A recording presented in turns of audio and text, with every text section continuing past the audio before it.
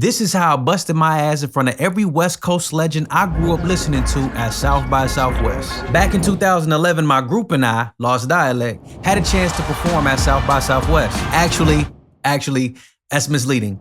We got a chance to work the merch booth at one of the stages at South by Southwest. We did perform that weekend, but it wasn't on one of the main stages.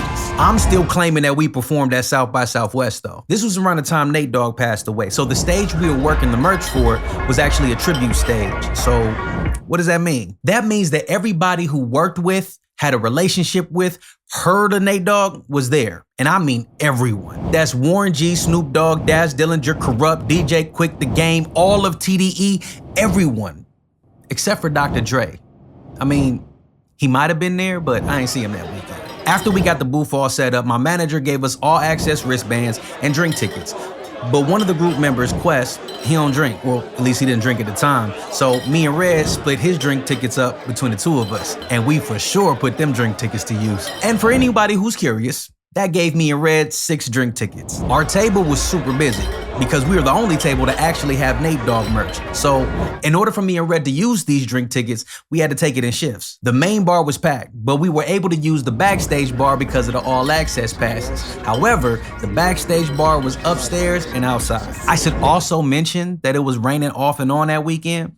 Remember that because it's gonna come into play later on. Me and Red was going back and forth all night upstairs to the bar, and every time we came back to the table, we was trading stories about what legends we got to meet.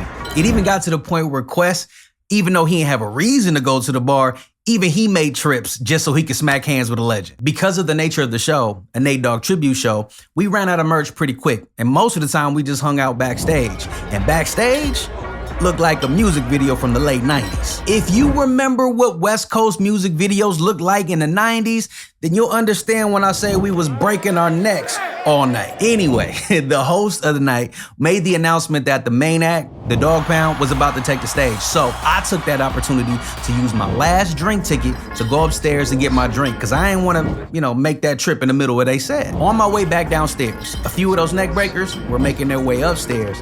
And as they walked past, I couldn't help but try to catch a quick look. That's where I messed up at. As you can imagine, I missed the step and slip. Remember, I said it was raining on and off that weekend. Anyway, I did my best to save my drink and my balance, but after about 5 drinks, it gets a little difficult to multitask. So I fell down the rest of the flight of stairs and landed flat on my back. When I landed with my eyes closed, I felt like everything stopped. The loud music, the conversations overlapping each other, all I could hear was, ooh.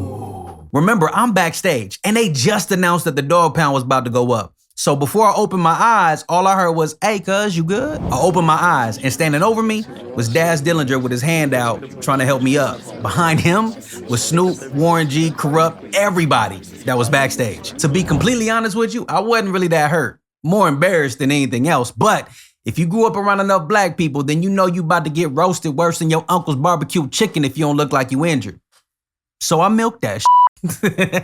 Daz helped me up and walked me back to the main room entrance. It stayed pretty quiet until I got back to the merch table. And then all of a sudden the music kicked back in, like the universe was trying to let me live in that embarrassment just a little bit longer. When I got back to the table, Red and Quest asked me what took so long. I told them.